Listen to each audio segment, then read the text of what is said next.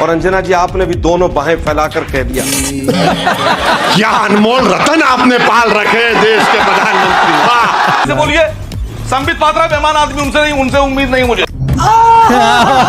वैसे तो ऑडियो खोलिए इनका, ऑडियो नहीं आ रहा इनका। मैं तुम्हें लिबर्टी दिया, दलाल कहीं।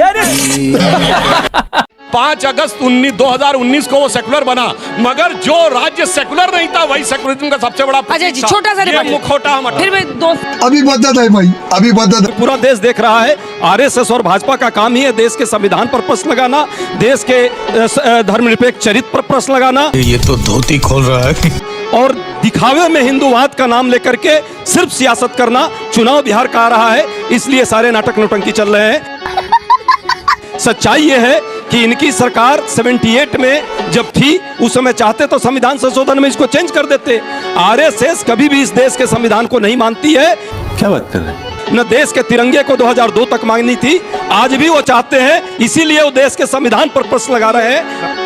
यही नहीं, अभी और सुनिए। देश का गरीब, देश का दलित और किसान, नौजवान या महिलाएं कभी भी इस देश के संविधान से कोई भी समझौता नहीं करेगी। ये जितना भी चला ले। हिंदू ही समाजवादी है कैसे? सिर्फ मंदिरों में आपको भंडारा मिलता है और लंगर मिलता है। बताइए दुनिया में कौन से दूसरे मजहब के केंद्र है जहाँ फ्री का खाना मिलता हो? बताता हूँ। अब भारतीय जनता पार्टी, आरएसएस के लोग जनता को गुमराह करने की कोशिश करते हैं। शब्द गलत बोला, चैलेंज करता हूं। सारे गलत बोले। अभी मजा आएगा ना भिड़ो। पहला तो यही शब्द बोला है, आप ये गुमराह करते हो कह के। धर्मनिरपेक्ष होने का मतलब धर्म से विरत होना नहीं है। तू तो गया बेटे। अपने अपने धर्म का सब पालन करो, सबको बराबर अधिकार है। सरकार सब धर्मों को बराबर दृष्टि से देखे। ये धर्मनिरपेक्ष शब्द का अर्थ है। दूसरा, आपने झूठ ये बोला केवल हिंदू ही भंडारे चलाते हैं, सबसे ज्यादा भंडारे सिख चलाते हैं। ये तो धोती खोल रहा है। सिखों के यहाँ जो गुरुद्वारों में फ्री भोजन होता है और वो ये नहीं देखते कि किस जाति का, किस धर्म का आदमी है। मंदिर बात तो सही है। मंदिर में नहीं देखा जाता है, मंदिर में नहीं देखा जाता। अपने अपने धर्म के में सब काम करते हैं। कि काजू बुना है प्लेट में, विस्की गिलास में, उतरा है रामराज यो विधायक निवास में। और उनका शब्द आगे, पक्के समाजवादी हैं तस्कर हो या डकैत, कितना असर है खादी के उजले लिबास में। सुना दीजिए। नहीं सुनाइए। अभी मजा आएगा ना भिड़ो। उन्होंने हमारे लिए 2 पंक्ति लिख दी, आपके लिए तो पूरी गजल लिखी है। सुन लो ये बच्चे, सुन ले। चलो भाई, देखो अपने काम। जितने हरामखोर थे कुर्बो जवार में, प्रधान बन के आ गए अगली कतार में। और जब 10 मिनट की पूजा में घंटों गुजारते हैं, समझो कोई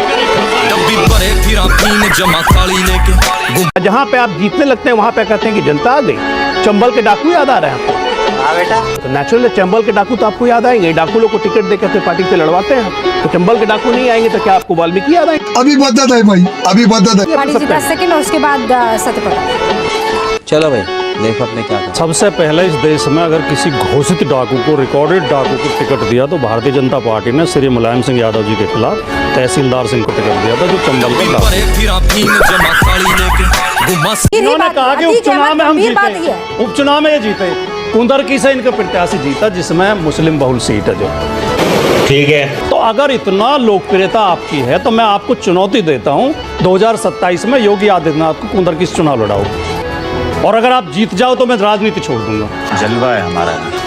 उसी कुंदरकी से योगी आदित्यनाथ जो इनके सबसे बड़े नेता हैं, राजकुमार भाटी, जिस कुंदरकी को आप उपचुनाव में जीते हैं, ठीक है, क्योंकि आप पुलिस के बल पर, गुंडों के बल पर जीते हैं। ये तो धोती खोल रहा है। राजकुमार भाटी जी, फिर बीजेपी बताने लगेगी कि अखिलेश यादव जी को कहाँ से चुनाव लड़ना चाहिए। मेरी चुनौती स्वीकार कर रहे हैं। कुंदरकी से योगी आप एक दूसरे को, आप ये तो अंदर की पार्टी के अंदर के दलाल अंदर का मामला है ना। फिर वो कहेंगे उन्हें, आप कह रहे हैं हमारा इलाका जो है, जैसे आरजेडी ये कह रही है हमारा इलाका जहाँ से हम लगातार जीत कर आते हैं। आम चुनाव में केंद्रीय सुरक्षा बल आ जाते हैं। नहीं सर, पुलिस नहीं की नहीं।